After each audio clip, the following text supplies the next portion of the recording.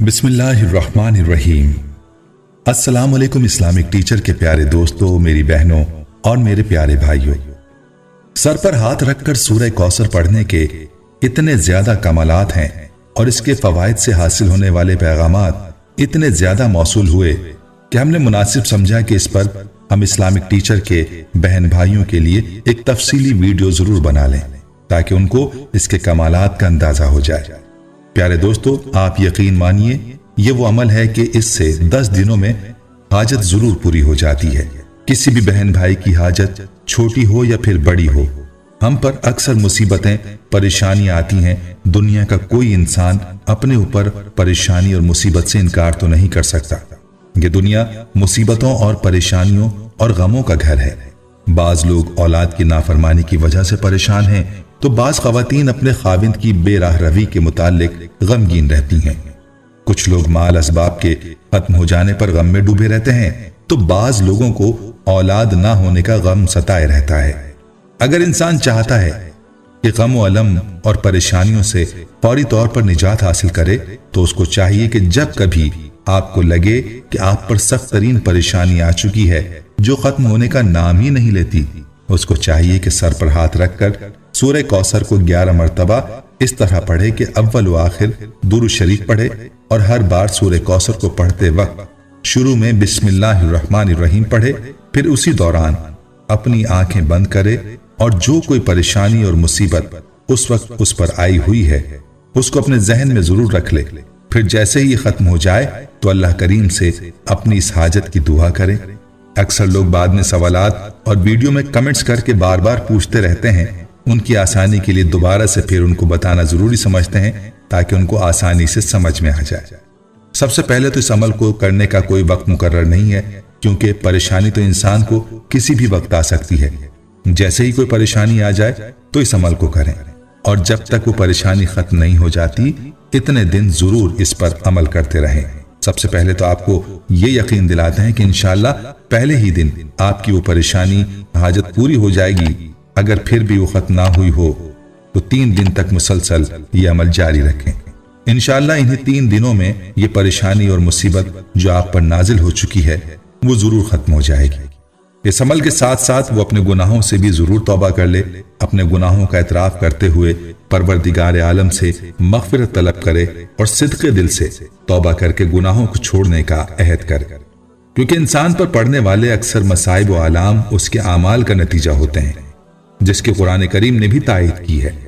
سورہ شورى کی 30ویں آیت میں ارشاد ہوتا ہے، تم تک جو بھی مصیبتیں پہنچتی ہیں وہ تمہارے ہاتھوں کی کمائی ہے اور وہ بہت سی باتوں کو معاف بھی کر دیتا ہے۔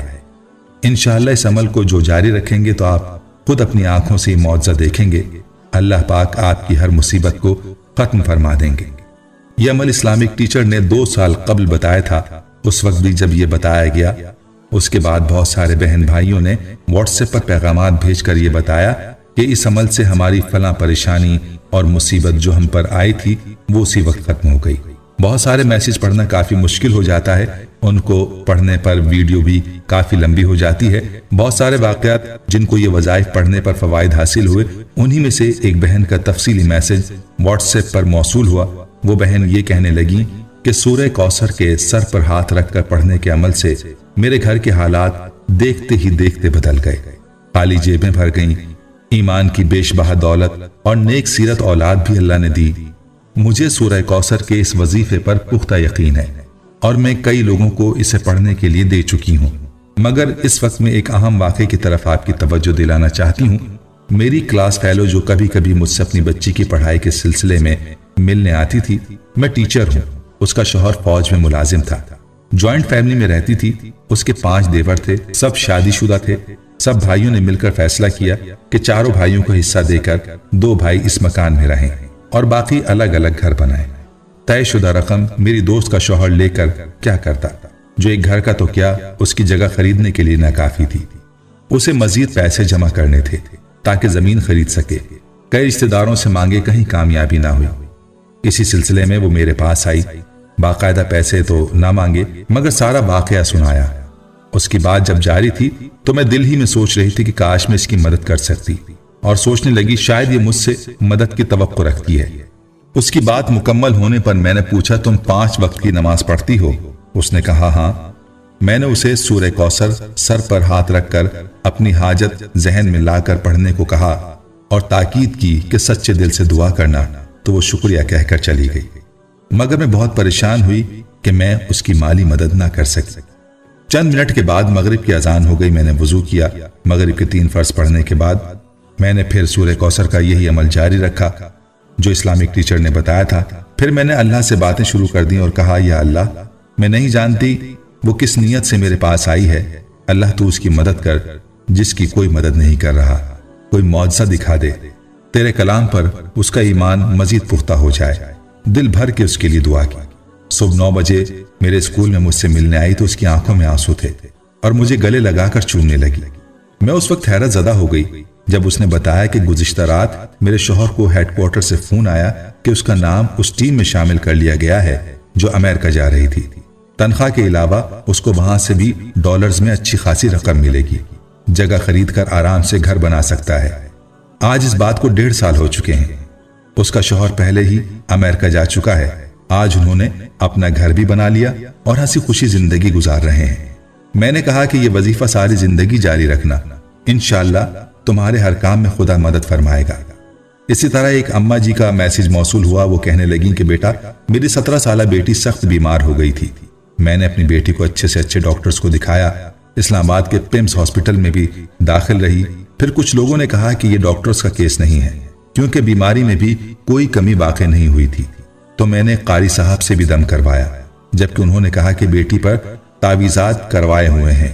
اسی دوران گھر سے بھی 2 تعویذات نکلے جو ہم نے ضائع کر دیے، مگر ان سے کوئی خاص فائدہ حاصل نہ ہوا۔ پھر ہم نے اسلامک ٹیچر چینل پر یہی ویڈیو دیکھی۔ ہم نے اس عمل کو 1 ہفتے کیا۔ الحمدللہ ہر دن میری بیٹی کے لیے بہتر سے بہترین کی جانب جا رہا تھا۔ اس کی طبیعت کافی بہتر ہو رہی تھی۔ میں بھی کافی خوش ہو گئی۔ اس عمل سے اللہ پاک نے بیٹی کو صحت عطا فرما دی۔ اسلامک ٹیچر کے پیارے دوستو، اور بھی بہت سارے میسج موصول ہوئے جن بہن بھائیوں کو اس عمل سے کافی فوائد حاصل ہوئے، وہ سب یہاں بیان کرنا مشکل ہے۔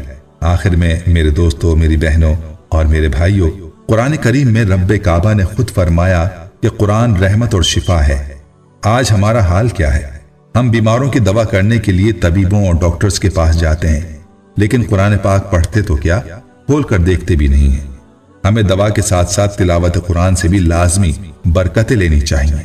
ہمیں غور کرنا چاہیے کہ آج ہمارے گھر میں بیماریاں اور پریشانیاں قرآن کی تلاوت نہ کرنے کے سبب تو نہیں۔ قرآن دلوں کا سکون ہے، قرآن دلوں کا چین ہے۔